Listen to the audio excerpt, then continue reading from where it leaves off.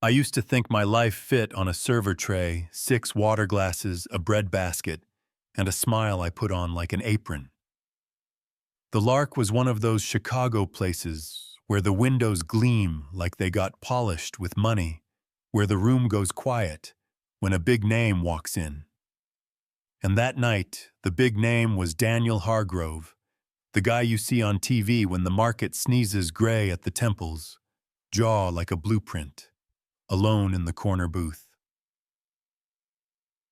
I set down sparkling water logo on the napkin, pointed to 12 o'clock, and I did the thing I've done 1,000 times, soft voice, steady hands, invisible girl doing an invisible dance. Then he reached into his jacket, pulled a black leather wallet, flipped to a plastic sleeve, and my whole life cracked like a plate on tile.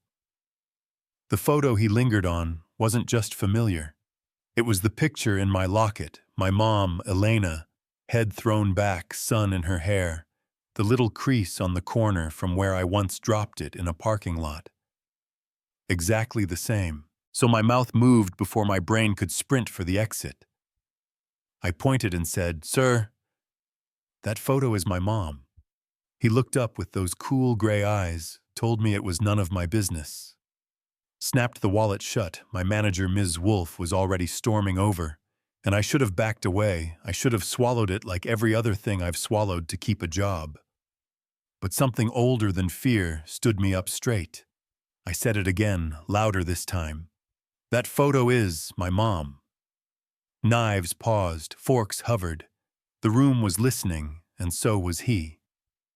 "What's her name?" he asked, not a question, a demand. "Elena Cruz," I said, and his face flinched like the air had just punched him. He tapped the chair across from him and said, "Sit, Ms." Wolf started hissing. He waved her off like a gnat, and I told him the story. I was raised on my mother, the painter, the bohemian apartment, the locket, the musician who died in a car crash. Before I was born, he let me run out of words, then said in a voice that felt like gravity, "The story you were told is not the truth." He slid a card across the table, asked me to come to his office at 10, said he had things to show me, left enough cash to tip the building, and walked out. Ms. Wolf fired me before the door finished closing. Yeah, that happened. I didn't sleep. You know that buzz in your bones when your whole past tilts? That's what the elevator felt like, ding after ding, until it opened on a floor, with more air than some neighborhoods.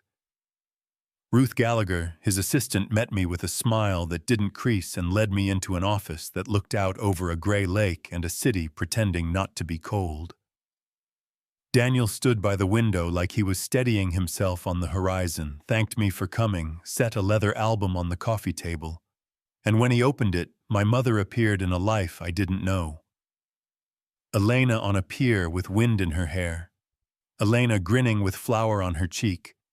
Elena in a museum making a face at a sculpture like it had insulted her shoes, and next to her was him, younger arm around her, a softness I'd never seen on television.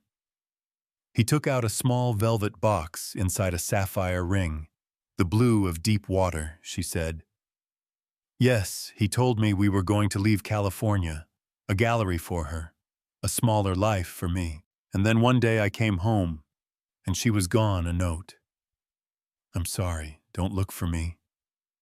I stood too fast, and the room swayed.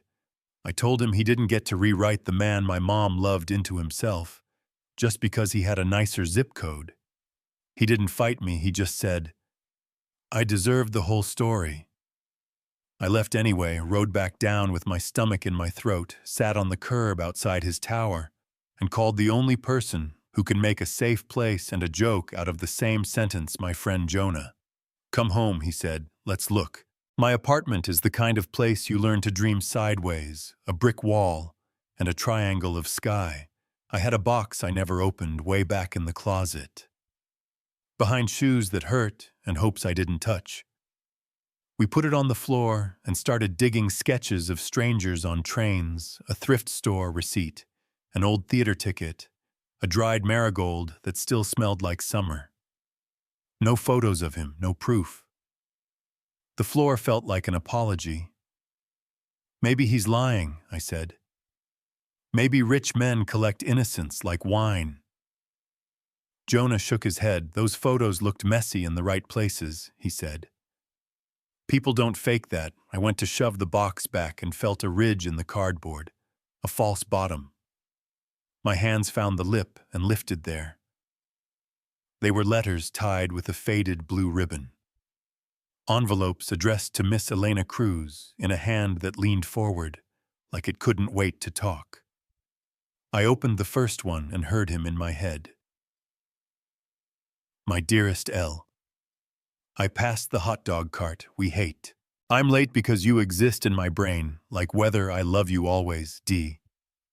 I opened another and another, stupid and sweet and alive, and at the very bottom was a single page, no envelope, thinner paper. My mother's handwriting, a draft. She never sent. I read it out loud because silence couldn't carry it alone to my. Danny, if you're reading this, I failed at disappearing. I went to your parents' house to surprise you.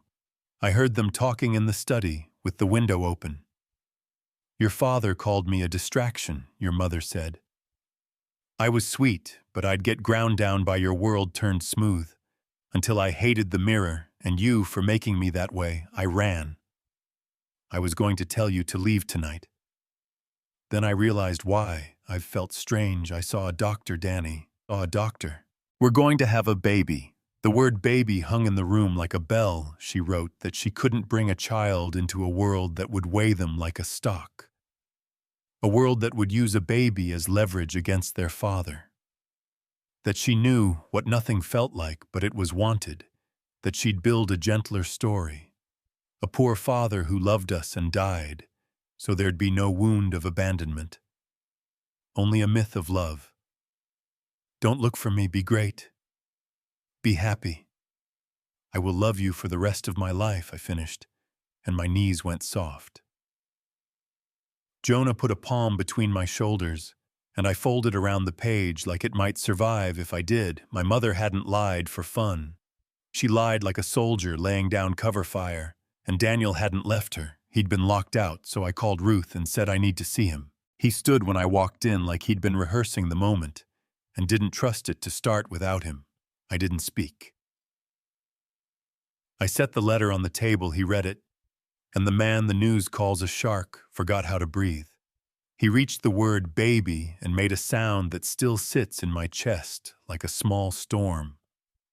All this time, he said, all these years, I thought she just stopped. She didn't stop, and I told him she rerouted. You have her eyes, he said, and I laughed because it was either that or break again. Don't be sorry for a secret that wasn't yours to know. I told him, just don't try to buy my past, which is how the next morning I got a 7-page PDF from Ruth offering to erase my student loans. I called him and said, return to sender. I'm not a balance sheet. He took the hit, said he was learning.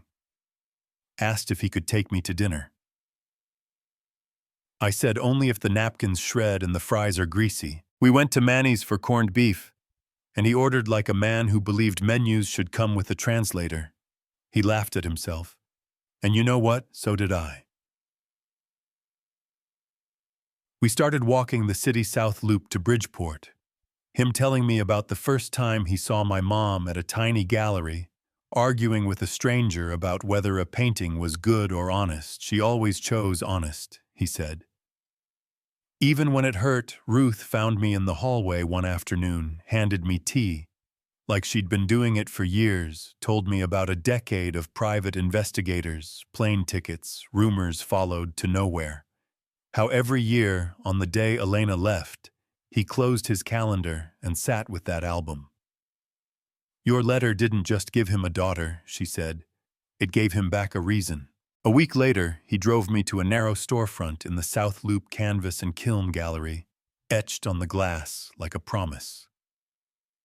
It was failing, he said. It was the first place that ever hung her work. I bought it 10 years ago and turned it into a non-profit so kids who don't see museums as theirs can see themselves inside the walls. Were loud and beautiful. the main room hung a seascape that felt like February on the lake, deep blue crashing into green, a tiny white triangle far out, like a stubborn boat, the plaque read, "Between two tides." I stood there with tears crawling from the bottom up, because it was us, the pull of two worlds, and the water that didn't care, the little boat that refused to sink. He didn't say anything.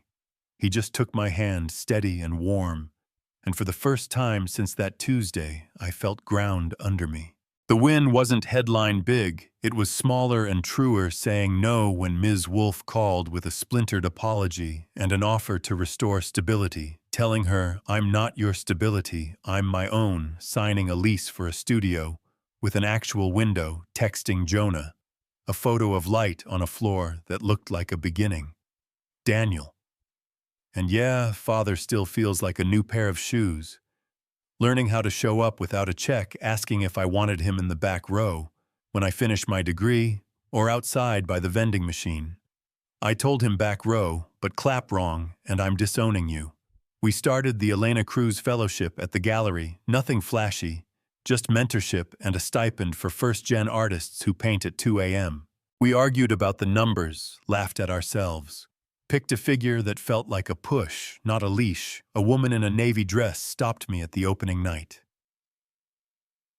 "You're Elena's daughter," she said. She used to give me little security jobs during shows, made me feel like the real world mattered in here. And I laughed with tears. I didn't bother to hide because that's exactly who my mother was, ordinary magic. Now the messy part. 'Cause life loves a curveball, a reporter found out, sent a request for comment with words like, "Alleged and unnamed sources asked for my story." Part of me wants to post the letter tag, "The world let the internet judge the Hargroves into ash," part of me. The part my mom raised.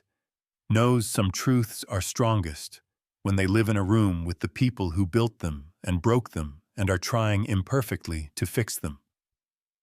I haven't decided, not yet, for now. I'm keeping my world the size of the boat we're building. I know the water will get rough again. I know forgiveness moves like traffic on a snow day, slow and stubborn. I know.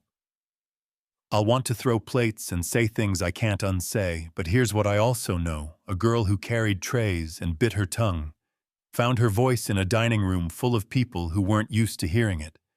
I pointed at a billionaire's wallet and said, "That's my mom. I didn't get my job back. I got myself back, and that's the win. You know what I mean? So tell me what you see here was my mom, right to lie, to protect me from a world that would have judged me before I could walk. Or did she rob me of a life I had a right to try? If you were me, would you go public and name names or keep the truth in the room where it changed our lives? Have you seen class and money push people into choices they had no business making? Drop your take in the comments. Be honest. Be kind. Hit like if this hit home, share it with someone who needs a nudge to speak up, and subscribe. If you want more real stories told at street level, where winning isn't loud, it's just refusing to sit back down when someone tells you to.